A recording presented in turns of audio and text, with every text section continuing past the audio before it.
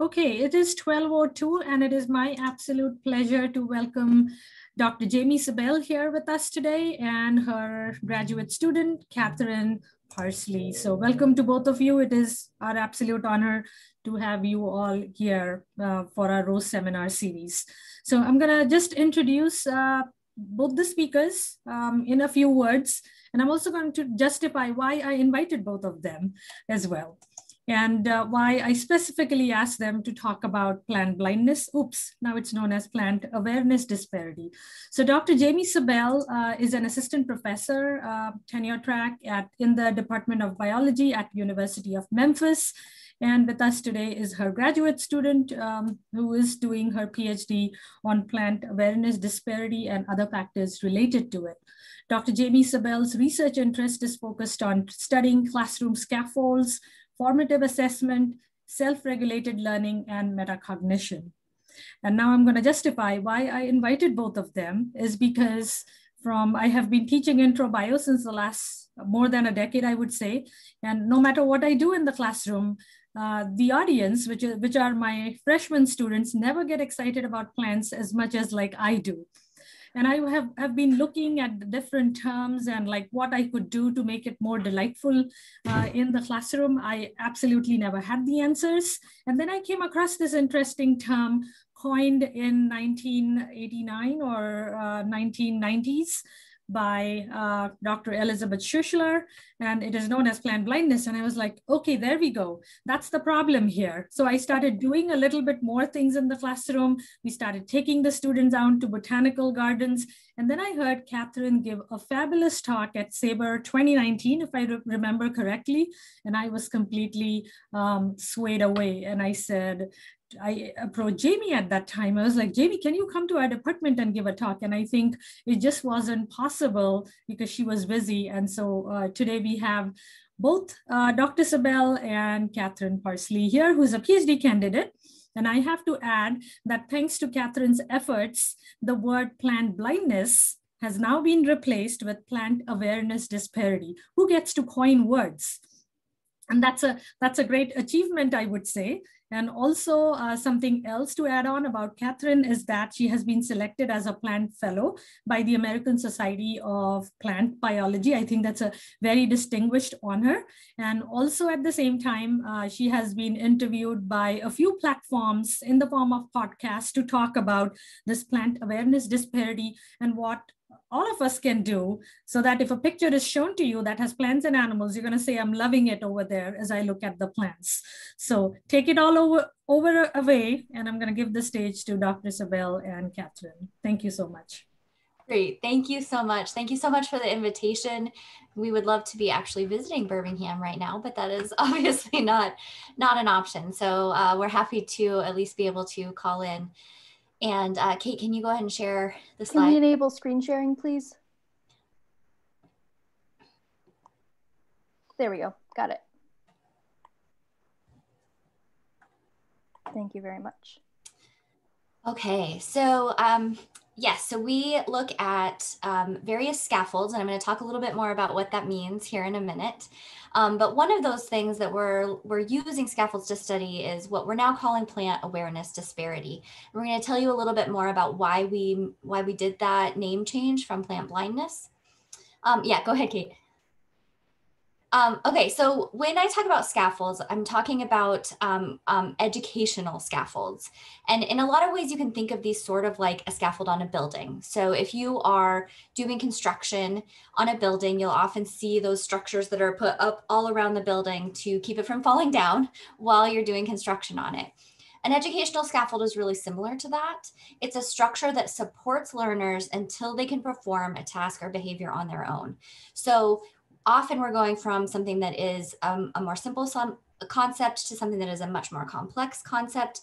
And we need to work with students in between so that they can get up here without falling, without losing everything in between. And so scaffolding is this process where different aspects of an activity are structured to help learners until they can do that independently. And this is based on the educational theory that's called the zone of proximal development, or ZPD. And this is the space between what students know now and what they could know if they had guidance and assistance from others. So that space in between the guidance and assistance that they're getting, that's what that scaffolding is. It can be a person. It can be something like a tutor that's helping them. It also can be something like a worksheet that you're giving them to help them think through a particular kind of topic. There are things like computer programs now that are meant to help students learn complex concepts. So it really can be a lot of different things. The important thing is that scaffolds help learners bridge that zone of proximal development. And ideally, these are removed after the student can engage in the activity or behavior on their own. So it's not something, they don't always need the worksheet to be able to do the thing. Hopefully, after a certain amount of time, they're able to do that on their own. I just tried to advance myself. Kate, could you please advance? Thanks. So the idea here, you're gonna have to click through because I've got animation. So we have, oh, no, not so fast. There, that's fine. So often students come to classes having at least a sense of what DNA is, though they might not understand all that it's involved in. But certainly if we think about how Hox genes are involved in the development of various organisms, we're talking about thinking about DNA at a completely different level. Can you do the next two, Kate? So same sort of thing. Probably most of our students have an idea what a leaf is. We hope so. But thinking about how leaves and other green things are involved in the carbon cycle, again, takes a lot more complexity.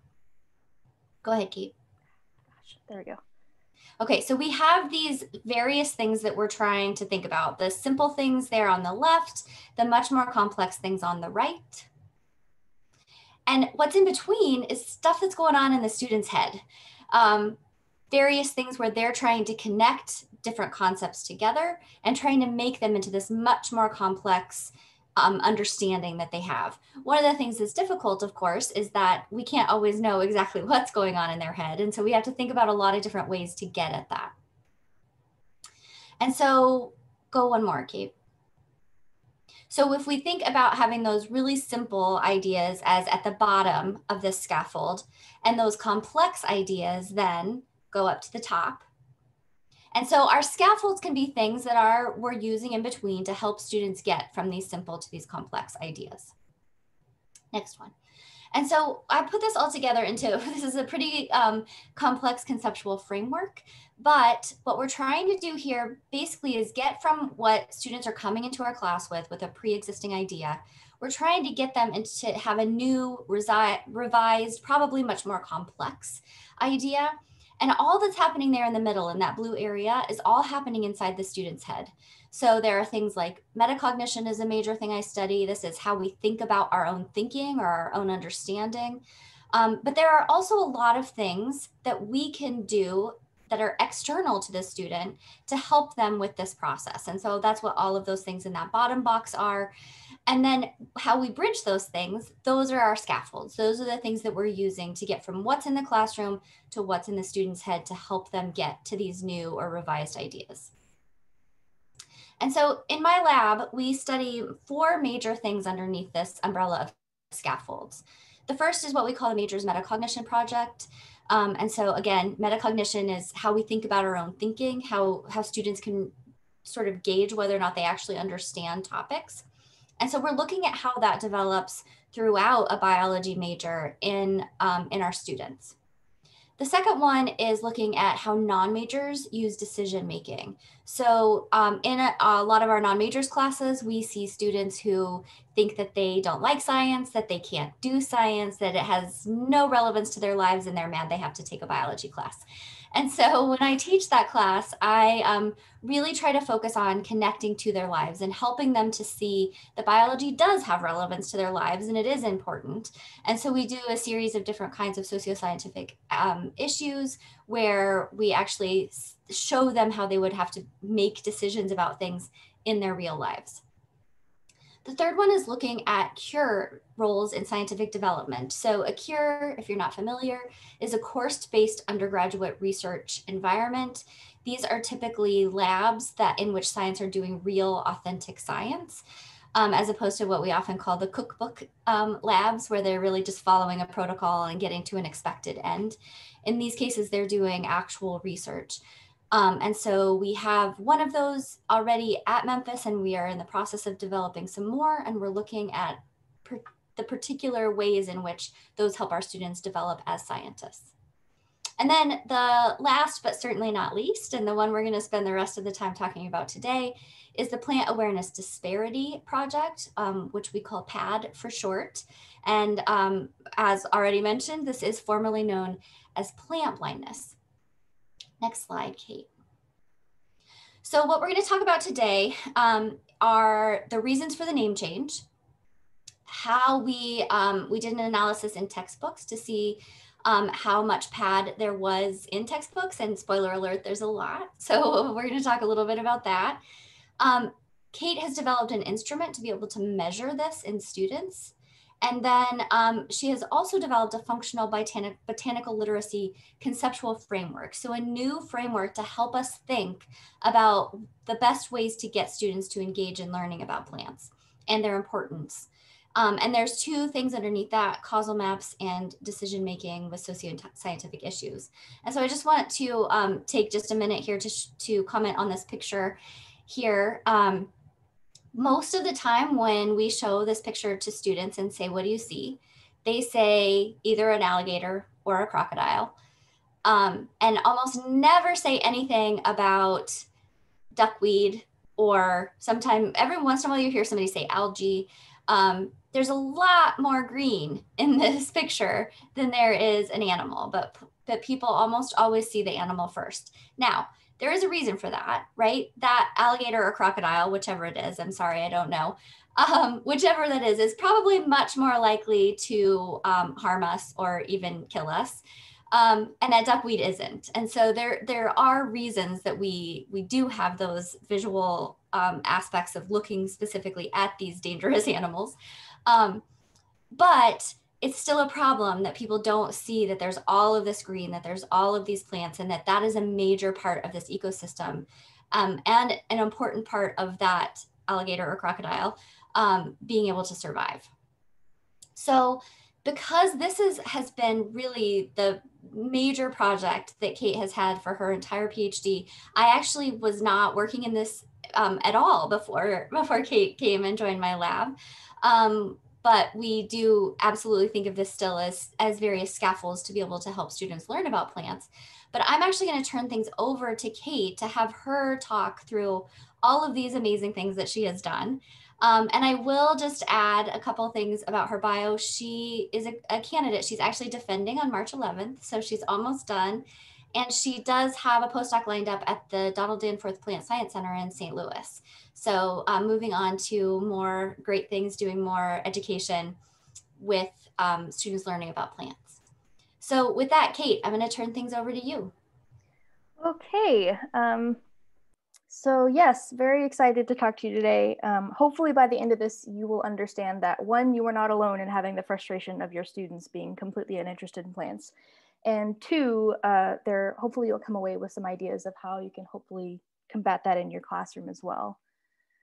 So before I jump into PAD and the reasons why I proposed the name change to Plant Awareness Disparity, I want to talk about, just for some context, what the original term is defined as. So plant blindness is this idea that people don't notice plants in their environment as often as they notice animals. And this was coined by Elizabeth Schuessler and Jim Wandersee in 1999. It's actually comprised of 4 different components, though you wouldn't think it to look at the original name. It is comprised of attention, which is noticing plants in your environment, or not noticing plants, I should say.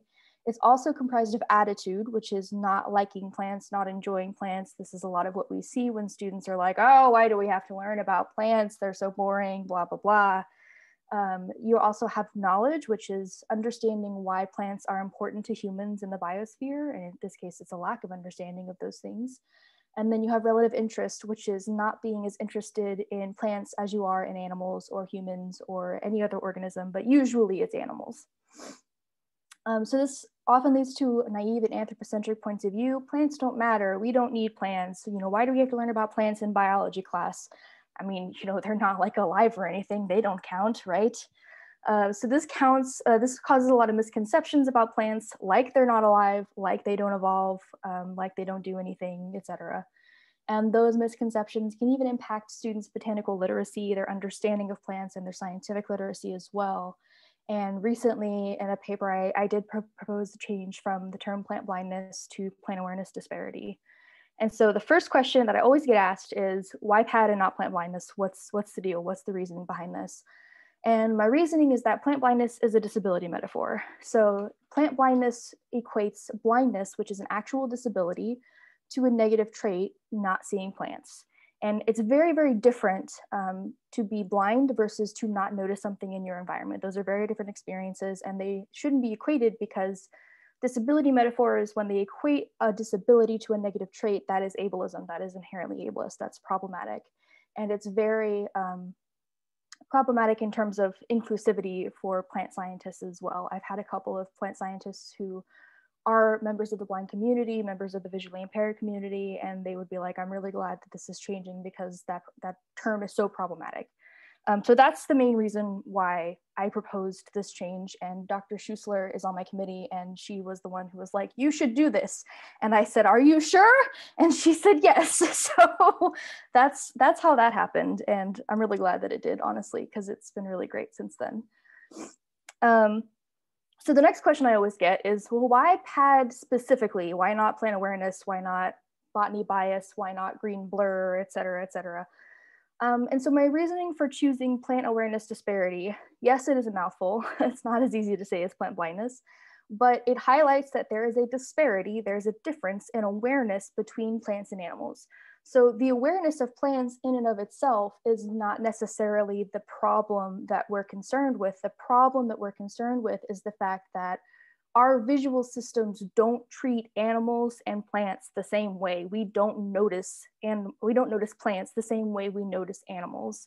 When you show somebody a picture of an environment, even though the animals in that picture are not moving because it is a picture, they will still notice the animals because of, you know, previous experience knowing that animals do move. And so this difference in disparity is really the root of the problem, so to speak, and is where we get this term plant awareness disparity. That's why I proposed it as such.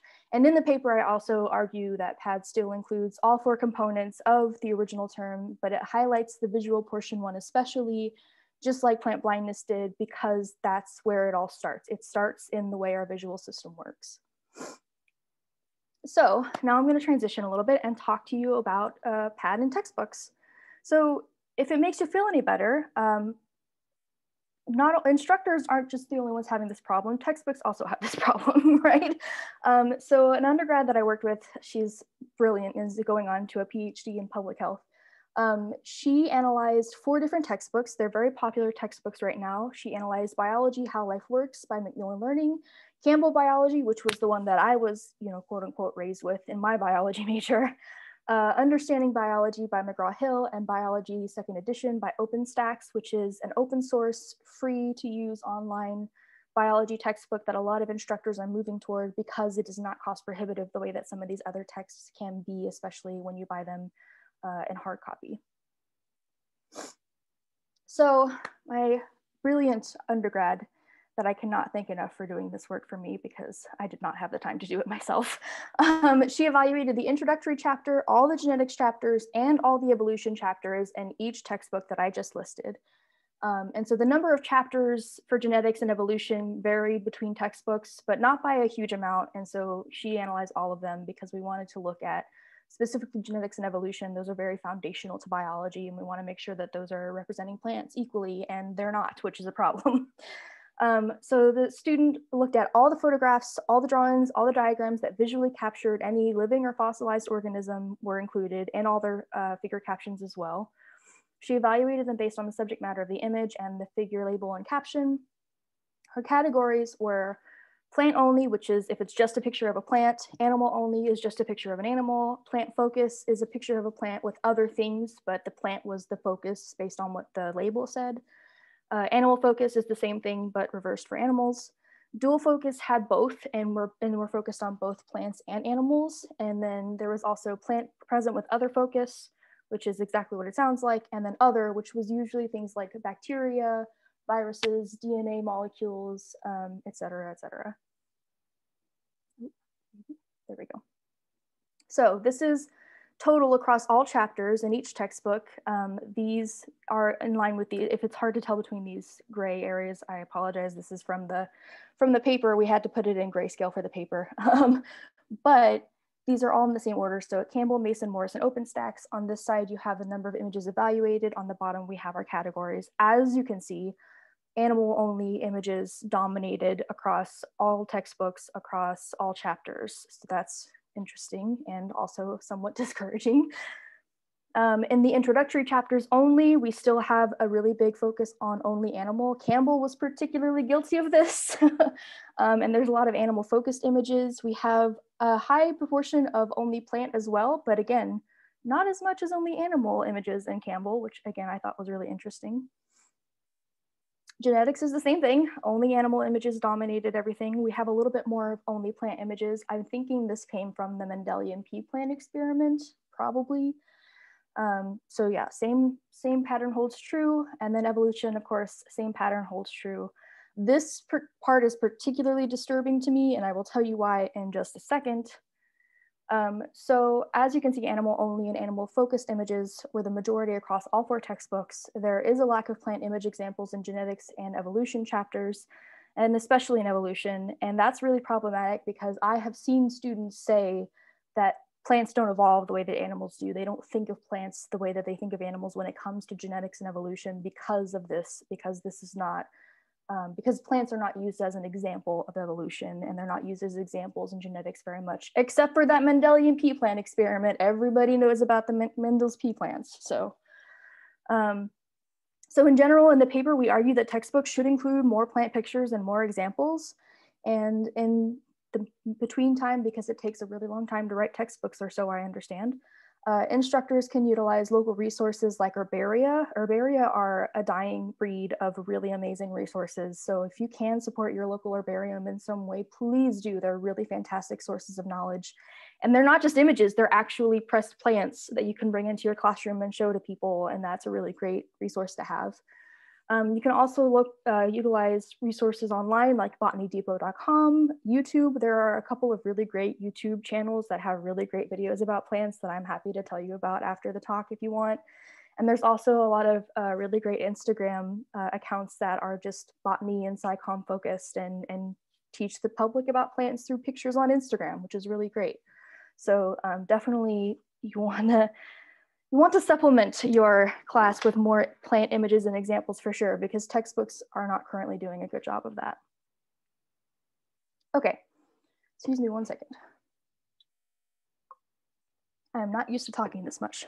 So, plant awareness disparity. I developed an instrument to measure this. I call it the Plant Awareness Disparity Index, or the PAD index. And the reason why I developed this is there are a lot of interventions that have been proposed to address PAD in K-12 classrooms and university learning environments, but it's really hard to know if they actually work when we don't have a reliable way to measure PAD, because we might be addressing only one component of PAD with that intervention, or we might be addressing something that's related to PAD with that intervention. We might not be addressing PAD, we might just be addressing student content knowledge of plants with that intervention. We don't know for sure without an instrument to actually measure PAD to be able to tell us, pre-post, did something change here? So that paper has been submitted and we're still waiting for it to be published. And I'm really, really nervous, but I'm really excited because I'm ready for this instrument to be out there. Previous instruments are mostly either attitude or attention focused. So the one that was published before is the Plant Attitudes Questionnaire. It only talks about plant attitudes, and it was only validated, I think, in Turkish high school students, I want to say.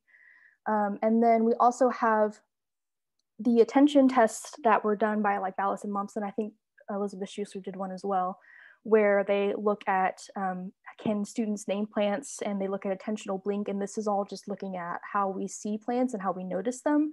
But neither of these actually encompasses the entirety of the definition of pad with their measurement. So we made one that encompassed the entirety of the definition of pad. So the original version of the pad index had 8 items for the attitude component, 8 for the knowledge component, 8 for the relative interest component, and 6 for the attention component, which meant that it was 28 items long. The way it works is you have all these items, and then you have a grid where students indicate whether they completely disagree with that item, somewhat disagree, somewhat agree, and then somewhat or completely agree, excuse me. And so it'll be a statement like, I enjoy being around plants outside, and they can completely agree or completely disagree or somewhere in the middle. You will note that I did not say neutral, because if you put neutral in anything relating to plants, everyone will always pick neutral. So I would definitely recommend not including neutral if you're doing a survey in your plant class or in a class that includes plant content. So there were both positive and negative items present. So the positive items would be like what I just said, I enjoy being outdoors around plants. Negative items are basically the opposite. I think animal conservation is more important than plant conservation is actually one of the items on the instrument. And so that's a negative item, and we reverse code those. So anything that is a very unaware of plants answer gets treated as a 1, and anything that is a very aware of plants answer gets treated as a 4, meaning that the higher the score you have, the better off you are. You can reverse this and make it, a low score is good, because that means low pad. But I am finishing grad school, and I am used to test scores being high being a good thing. So that's why I did it this way. But it can be reversed, and it still works the same way. And then we had Dr. Schuessler expert review the instrument for content validity, and she gave us some really, really great feedback as well.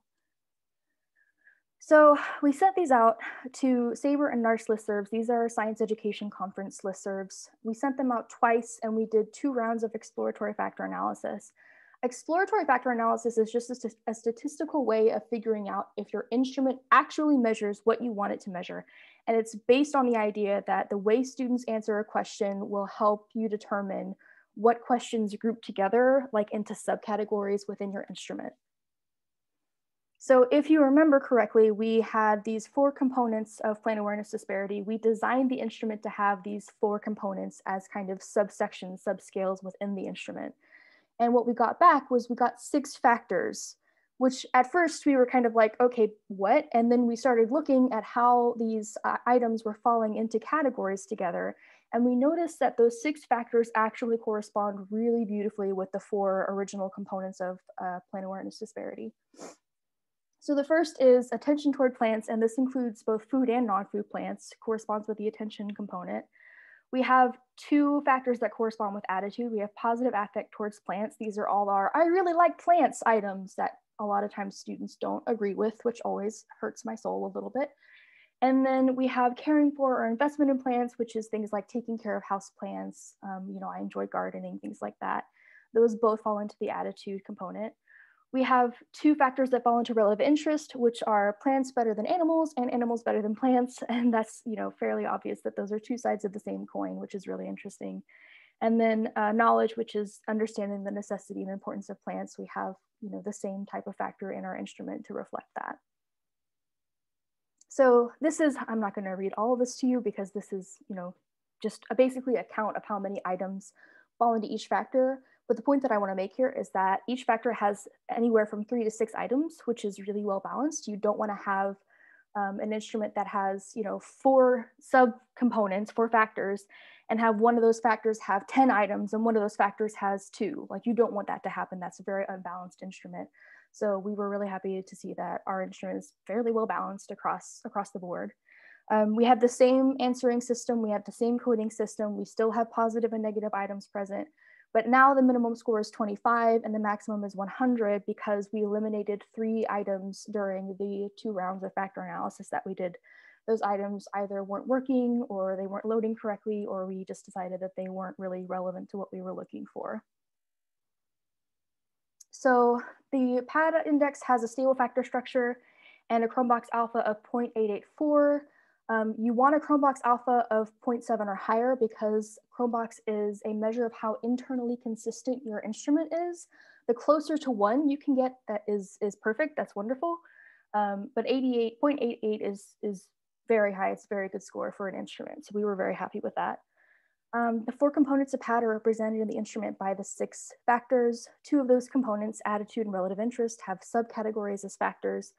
And we think this is because attitude and relative interest are pretty complex. Like, it's one thing to be able to teach students about plants, to get them to notice plants. Those 2 things are a little bit more straightforward and easily intuited, but students' attitudes and interest about plants are kind of something that's deep-seated in the psychology of things. And so it's a little bit more difficult to get at, which may be why those 2 things have subsections.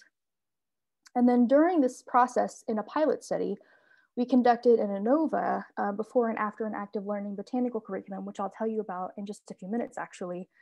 And we learned that only knowledge and attention increased significantly after an active learning botanical curriculum, meaning that attitude and relative interest did not increase significantly. So if we want to target the entirety of PAD, we have to make sure that we're bringing in attitude and relative interest and not just focusing on attention and knowledge. And a lot of previous work in the field has focused almost solely on attention or knowledge, occasionally both, but they really, a lot of them don't bring in a lot of attitude or relative interest information. Okay, so functional botanical literacy is a conceptual framework that I developed to help address PAD and some of the problems associated with PAD. And apparently the complex conceptual framework thing runs in the lab because this is also very complex, as you can see. But I'm going to do my best to walk through kind of how I came about to this very strange diagram. So functional botanical literacy is primarily comprised of 3 parts: functional scientific literacy, botanical literacy, and the reduction of plant awareness disparity. Botanical literacy is probably the easiest to talk about because previously it's really only been defined as what should students know about plants in general. That's really vague and very difficult to try to measure or do anything with. And so part of the reason why I developed FBL is to help kind of narrow down that botanical literacy definition a little bit, but it's still an important part of this conceptual framework. So in FBL, the characteristic thing that we do is we use socioscientific issues in 2 ways. Socioscientific issues are exactly what they sound like. They are any issue that has a societal and a scientific component at the same time. So for example, plant-related socioscientific issues would be things like climate change, GMOs, biofuels, plant conservation. They tend to be somewhat controversial in nature, and they often, when you bring them up in class, they spur a lot of debate and discussion, but they're really, really great for 2 things. One is when you bring in stuff that are about socioscientific issues, it helps grab students' attention, it helps improve their attitude and interest towards plants. So for example, if you start talking about plant genetics, just basic plant genetics, you're going to have some students tune out. But if you start talking about GMOs, you watch how quickly you have a bunch of students raising their hands and asking questions because they know what that is. They've seen it on boxes in the cereal aisle. And they've heard about a lot of different controversial articles and arguments about this topic. And so it's a really great way to kind of grab their attention and their interest and hopefully improve their attitudes towards plants so they can see a real world application for what they're learning in class. And this often also leads to increased attention and knowledge about plants, again, knowledge of why they're important to everyday life. And these 2 things together are combined to create a reduction of plant awareness disparity, or PAD. At the same time, traditionally, socioscientific issues are used in combination with decision-making skills to create functional scientific literacy. So decision-making skills are the ability to make scientifically informed decisions about these SSIs. And when you have the ability to make scientifically informed decisions about SSIs, that's functional scientific literacy. So when you combine that with botanical literacy and the reduction in PAD, you get functional botanical literacy, which is defined as the ability to make sound scientifically informed decisions regarding botanical SSIs. I have explained this in detail because the rest of my talk is going to be about using this in the classroom, and hopefully this will give you some ideas for how to use FBL to get students' attention and interest and also improve their science literacy at the same time. So the 3 things that I'm going to talk about today about FBL are causal maps, where if you the causal maps can help you explore if your students already connect SSIs to plants and people in the classroom. There is a decision-making intervention that I'm going to talk about where even this one intervention can have a significant impact on student FBL without remaking your entire course curriculum, which would be very difficult to do. And then we also have a qualitative coding tool that I'm going to tell you about that helps you to look for markers of FBL and FBL characteristics in your students' classwork to determine if your students demonstrate FBL. So the first thing I'm going to talk about is causal maps. We did this study at a small Midwestern university in Illinois. There were 38 participants in the first semester and 40 in the second.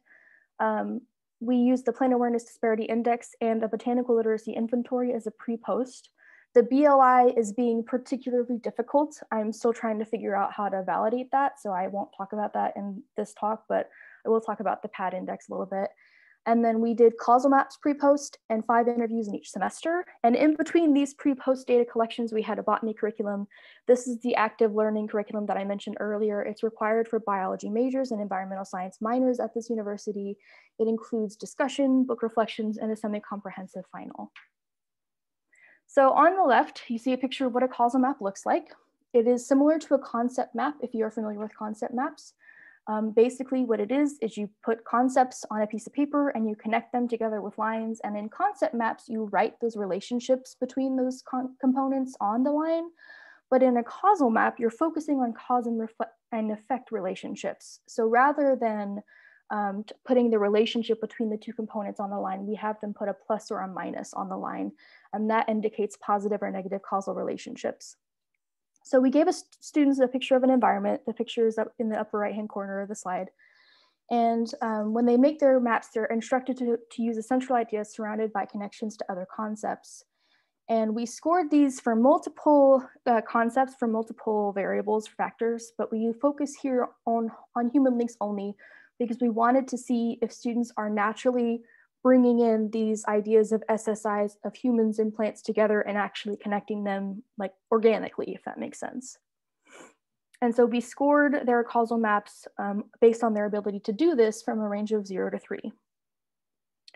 So if they did not mention humans or anything that is related to humans like pollution, climate change, agriculture, etc., we gave them a 0 on human links. If they didn't directly mention humans, but included something that was human caused or related, like cars, vehicles, fossil fuels, things like that, we gave them a 1. If they included the word humans, but had limited connections to humans or kind of had them like off by themselves or were only in the middle of the map and weren't really connected to anything else, then we gave them a 2. And if they included the word humans and really intricately connected them to a lot of other components in the map, as well as human-caused components like agriculture, pollution, climate change, then we gave them a 3, which is the highest score they could get. We evaluated the interviews that we collected for all types of human links. So literally anything mentioning people, it could be in the context of SSIs, but it could also be in the context of anybody, any human that they wanted to talk about, basically. And then we also did a repeated measures ANOVA on the PAD index and botanical literacy index scores. So what we found is that human links in causal maps did not increase significantly across either semester. We found that students did consider plants and people together in the interviews, but this was mostly in the context of plant mentors and previous experiences and memories. And then we also found that the active learning botanical curriculum, like I mentioned with the instrument data, did increase attention and knowledge, but not attitude and interest. So again, I want to emphasize that if you're trying to target PAD as a whole, you have to target all 4 components and not just attention and knowledge. Students don't consider humans in this context automatically. So it's something that if you want them to do that, you can use this to explore if that happens in your classroom. I'm guessing that it probably doesn't, but this was a fairly limited sample size study. So you might try it in your classroom and you might get something different. So you can use this to explore that. So far, we found that they don't do this on their own, that they have to be instructed on how to do this. And then we also found that plant mentors and experiences with plants growing up are really important in the lack of development of PAD. And I don't know if everybody knows this because I realize I've just been using this term for the past like 3 slides, but a plant mentor is anybody who takes you under their wing and teaches you about plants. It could be a family member, it could be a scoutmaster, it could be a teacher if they go kind of above and beyond what's expected of them in their job. But those plant mentors are really, really important in trying to figure out how to mitigate PAD. So the next thing I'm going to talk about is decision-making stuff that we've done. The next two studies that I'm going to tell you about are in the same two courses that I'm about to describe. So we have one course that is about decision-making and science literacy, and another course that is the biology of cells for non-majors course. This science literacy course is highly skills focused, meaning it really prioritizes decision-making and the skills that you need to be scientifically literate in today's world, basically. There's lots and lots of scaffolding and instruction on how to make scientifically informed decisions. It includes both STEM and non-STEM majors, and their entire curriculum of this course is contemporary food, energy, and water SSIs. So they are talking about biofuels, they are talking about water use. Well, they don't talk about GMOs because in that part of the country it's too controversial, but they do talk about these relatable SSIs that students will see when they leave the classroom. Each unit is 4 weeks long. The biofuels unit that we're interested in is also 4 weeks long in that class. And this is a much more rural student population, which is why they don't talk about GMOs, because a lot of people out there are farmers. So, and then we have the biology of cells for non-majors course. It is very content focused. It's a very traditional course. There is one decision-making unit that includes 3 real-world scenarios in which students are asked to make a decision based on something they would come across in the real world, quote unquote. This class only includes non-STEM majors. It covers cell structure and function, genetics, evolution. Again, it's a very traditional content coverage course. It does include a lot of active learning, though it's not lecture, it's highly active learning heavy. And then the biofuels unit in this course is only 1.5 weeks long, and this takes place in a much more urban area, has a much more urban student population. Okay, so in the science literacy course, there is this assignment called module assessments, and they are highly structured and very useful assignments because we're actually going to use this for the next 2 studies. So in the assignment, students are basically asked to pick which biofuel they would choose to replace fossil fuels, because the biofuels unit talks about how problematic fossil fuels are for the environment, for CO2 emissions, et cetera, and it talks about the various options we have for biofuels to potentially replace or reduce fossil fuel use. So students are asked to choose from status quo, meaning don't change anything and keep using fossil fuels. They can choose to support second-gen biofuels, which is corn stover, sorghum, sweetgrass, et cetera, cellulosic biofuels. They can promote and subsidize electric cars and renewable electricity, and they can educate and motivate to drive less and fly less. In the biology of cells course, there were 3 assignments that we analyzed for this particular study. One of these assignments we also analyzed for the next study. In this course, they have a quick decision assignment, a group decision assignment, and an essay decision assignment, all 3 of which are a lot less structured than the science literacy course, but they are still modeled after the science literacy assignment. And they all ask the students to make the same decision, which is what biofuel would you pick, basically. Okay, so to compare between the science literacy course and the general biology course, we compared the frequencies of each decision within the science literacy course to the frequencies of each decision, within the general biology course. And we used the group decisions in the general biology course to do that. Then we looked at the general biology course a little bit more closely because we wanted to see how one intervention affects FBL. And we compared between quick, group, and essay decisions, which took place at the beginning, middle, and end of the biofuels unit, respectively. So we can basically see a snapshot of how this changes over time as well. So first, we're going to compare between the 2 courses. What's interesting to me here is that in the science literacy course, the most popular option was to promote and subsidize electric cars and renewable energy. I did not collect data to support this. This is totally just my brain brainstorming. I think that this might have something to do with the fact that they are in a more rural environment, and so they don't see a lot of electric cars, and they think that that's a good idea because a lot of CO2 emissions do come from urban environments with a lot of cars and a lot of travel going on. And then we have in the general biology course, which took place in a much more urban area, people mostly chose the most popular option was cellulosic and second-gen biofuels. And again, interestingly, the cellulosic biofuels is something that they would have to grow in the more rural environment and something that has to be addressed in a different environment than what these students are used to. So I almost feel like each class is kind of looking at each other in a lot of ways as to how to solve this problem. But again, we didn't collect a lot of data on like how that really works and what exactly is going on there.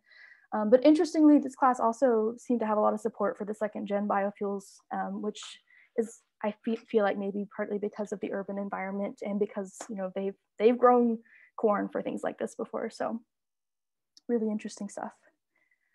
And then in the general biology course, we see two things. We see algae being chosen above and beyond far a lot. And then we also see corn ethanol. In the group decision, they kind of, they chose a little bit more of a non-specific biofuel. Like they kind of were just like, yeah, we should support biofuels, and then didn't really tell me which biofuel they wanted to support. But then we saw again in the essay decision that a lot of people supported corn. So algae and corn are the two, I guess, kind of favorites in this class, even across, you know, time-wise, they're still chosen the most often. So I, from this, deduced that course context does play a large role in how students make decisions. In the general biology course, because it is a much more traditional course, it is, you know, points-based, it is traditional grading, there is assignments. And so I think that maybe what happened there is that students chose corn or algae because those two were promoted in class. So in algae, the textbook that they use talks about algae a lot as a really great biofuel. And then there's also, there was a few articles that were given in class about corn, and not just about the benefits of corn, but also the drawbacks of corn ethanol as well. And I think that maybe this kind of weighed in, and they might have been thinking, well, you know, they talked about corn and algae a lot, those must be the right answer. And in this situation, a lot of things could be the right answer. This is really meant to be more of a thinking discussion exercise. Whereas in the other course, the grading is really more about, can you justify your answer? Can you actually give me a reason for why you think what you think? So while one intervention did help, more may be needed to help solidify some of these skills, but it does at least show that we can do something in a class and we don't have to completely change the way that we teach that class, and we don't have to make it all about science literacy, although that was a really interesting class to observe. I have to say it was really cool. Okay, so now I'm going to talk to you about the coding scheme that I use to determine whether students demonstrate FBL. So again, this is the same course that we're studying, same courses that we're studying. But recall that the definition of FBL is the ability to make sound scientifically informed decisions about botanical SSIs. So the first thing we want to look at is their decision scientifically valid? Is it scientifically sound? And in this case, with the biofuels unit, we said that any decision that did not include status quo, like any decision that didn't include fossil fuels, would be considered scientifically valid because, you know, one of the focuses of these units is the problems that fossil fuels have and why we should replace them with biofuels, and why biofuels is such a booming industry and a booming research area right now. The second thing we look for is there scientific information present within the rationale for those decisions? So do they actually talk about, like, hey, yeah, I think we should use this biofuel because it's efficient and it reduces greenhouse gas. The greenhouse gases thing is something that is a scientifically informed opinion, right? And then we look at the scientific information itself used in the rationale and look at whether it's correct or whether it's a misconception. Because if they use misconceptions in their rationale, it can really affect the validity of the scientific information they're using in their decision-making process as well. And so in this way, we kind of break that very complex diagram of FBL down into 3 main questions and look at what exactly is happening here. So again, this is the same assignment that we analyzed for the last study, but we're analyzing it in a very different way.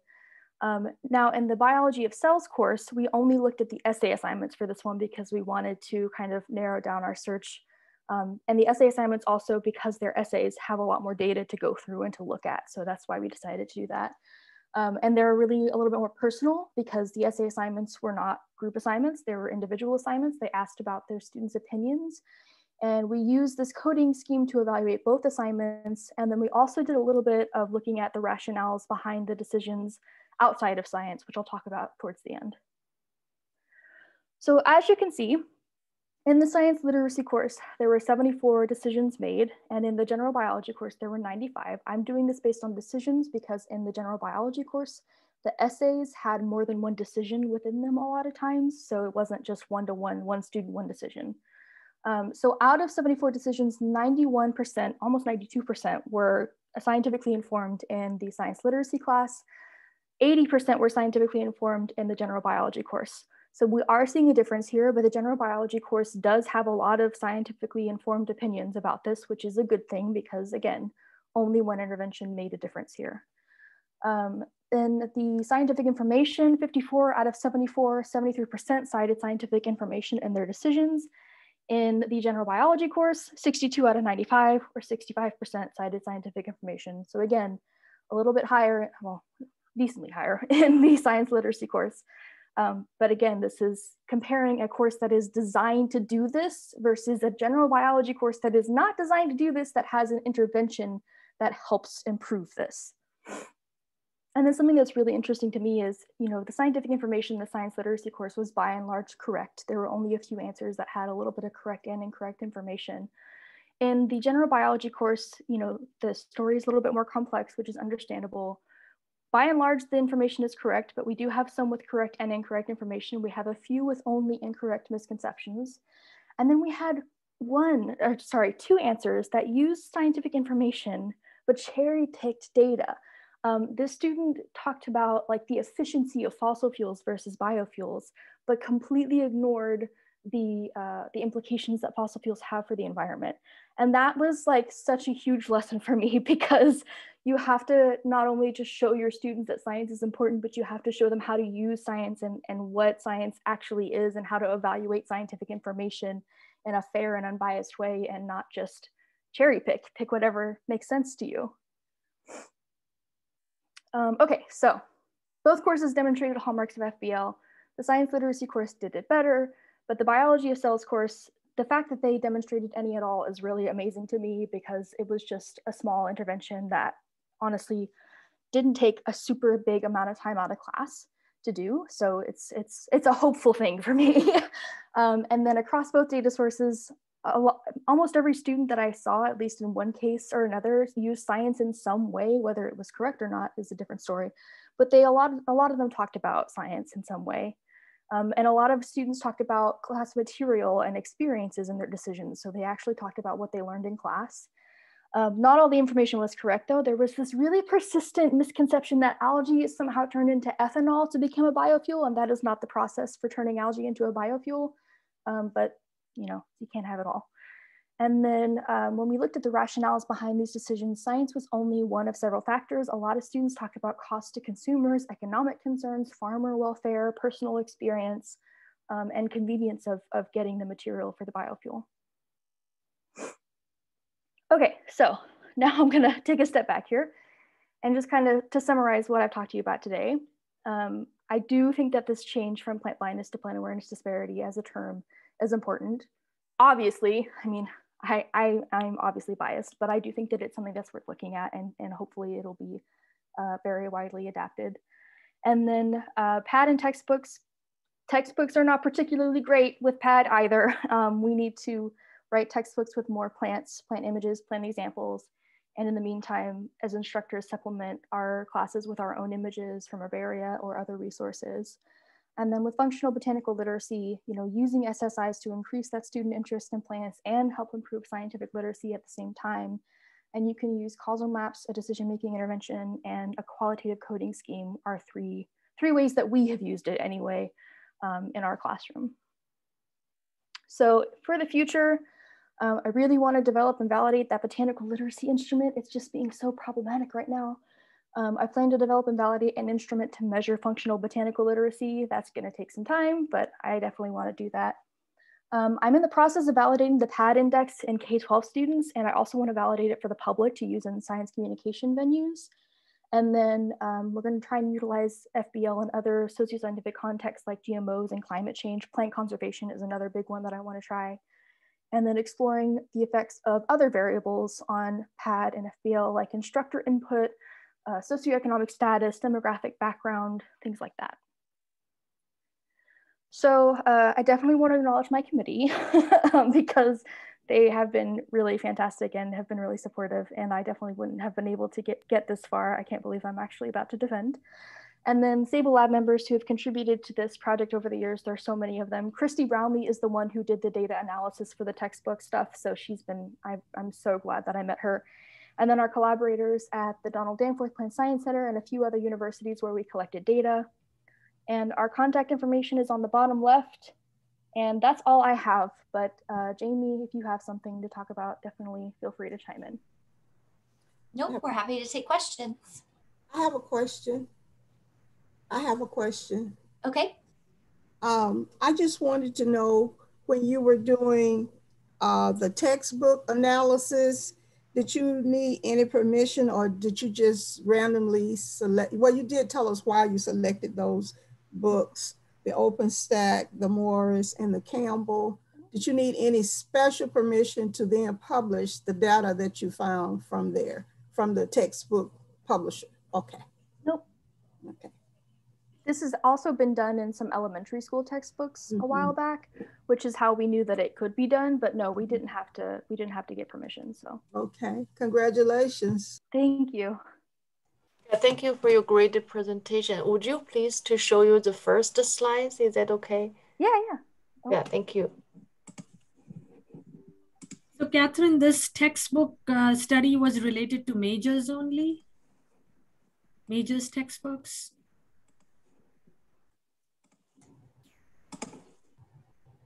Yes, sorry, I don't know. I didn't realize I hit mute. Yes, it was majors textbooks only. Okay. I can say anecdotally that it's also the same in non-majors, but yeah, we did limit at this point just in majors. I have a very quick question about like a plant biology. Do you know, usually when you teach like a plant biology, do you using a specific textbook related to the botany rather than general biology? So I haven't had the opportunity to teach a plant biology course yet because I haven't graduated and have not, like our university doesn't have a lot of support. I mean, it has support, but there's not a lot of students who take general botany at this university, if that makes sense. So I haven't chosen a textbook for a plant biology class because I haven't taught a plant biology class. And to my knowledge, Jamie hasn't taught a plant biology class either. Have you? No, I haven't. Okay. I would have to look at what they have now, but whenever I learned botany in my undergrad, we used Peter Raven's Biology of Plants, and I still use it as a reference text. But beyond that, I literally have no idea what textbooks are out there right now, and I really wish I could give you a recommendation, but I don't know for sure what exactly is out there now and what I would choose. I just haven't had that opportunity. I would love to, but I haven't had the opportunity. Okay, thank you. Yeah, no problem. So I have some questions, it looks like, in the chat. Somebody asked, Sarah Adkins Jablonski, I believe, how does botanical literacy differ from the PAD category of knowledge? So the PAD category of knowledge is specifically knowledge about why plants are important. It is specifically about why plants matter. Botanical literacy is just general knowledge about plants. And a lot of people define botanical literacy differently based on their personal, like, it's kind of like science literacy. Science literacy is a really vague term, and a lot of, depending on who you ask, what people should know about science and also what people should know about plants is going to differ. If you ask a plant morphologist what students should know about plants, they're going to say a lot of things related to plant morphology. And I know that because I was taught by a plant morphologist. So those two things are different because general plant knowledge and botanical literacy is a much more wider encompassing idea. And the knowledge that is the component of PAD is specific knowledge about why plants are important and why they're important to humans in the biosphere. I got the first slide up for you. How do these concepts, plant awareness disparity and functional botanical literacy, tie into ecological concepts like traditional ecological knowledge? Where do you see these intersecting in meaningful ways? That is a big question. I've had a couple of conversations with some ecology education people. I would say that, you know, these are still really focused on plants because when you look at ecology, you know, there are a lot of organisms that don't get enough credit, things like protists and algae and bacteria and viruses that are all part of ecosystems that are all important to ecology. We have a microbial ecologist in the department, so I always have to remember microbes are part of ecology. But I think the reason why I'm focusing on plants right now is because plants are, animals and plants make up the two big organisms that are in ecology. And so I think, having this disparity between noticing animals and plants is really strange to me, because it's one thing to not see something because you literally can't see it, like microbes, but it's another to not see something because you just don't notice it. Like, that's kind of different to me. That said, I do think that plant awareness disparity plays a role in ecological literacy and traditional ecological knowledge. I just haven't done that study. I haven't looked into that yet. That's not really within the scope of my dissertation, unfortunately. And I think functional botanical literacy could also play a role. I think there could even be a situation where you apply that to ecology and have something like functional ecological literacy, where you're looking at these SSIs and how they affect ecology, because plant conservation doesn't just affect plants, it affects the entire ecosystem. It affects, the entire ecological knowledge that we have, because when you take away plants, you take away habitats, and that affects the ecosystem. But yeah, like, it's kind of hard for me to say that because I don't do ecology ed stuff, and I haven't yet, and I haven't done that study. Okay, what about bacterial attention disparity, fungal attention disparity, etc.? Should we be looking at these too? I would say, yeah. I don't know that I would call them awareness. I guess there are sort of awareness disparities in a lot of ways. I think right now something that's really interesting to me is the fact that we still tend to lump fungi and plants together, when fungi are phylogenetically more related to animals. And in botany, we still teach them as being really related to plants. And so that's something that's really interesting to me, because you can see mushrooms sometimes. You can't always see all of the fungi, but you can see mushrooms, and people a lot of times will confuse them with plants. I think that it is important when you teach, especially when teaching intro classes, where you're exposing these students to a huge variety of life and domains, that we spend time on all of them, that we don't just kind of skip over the ones we don't like. Personally, I'm not a fan of protists because phylogenetically they're so hard to understand, but I still try to spend the amount of time that I would spend for plants on them. I still try to give the emphasis that I would for plants on them, because they're all important. Equal representation is important in biology, just as much as it is in human life and social justice. And so I feel like that's something that's really needs to happen.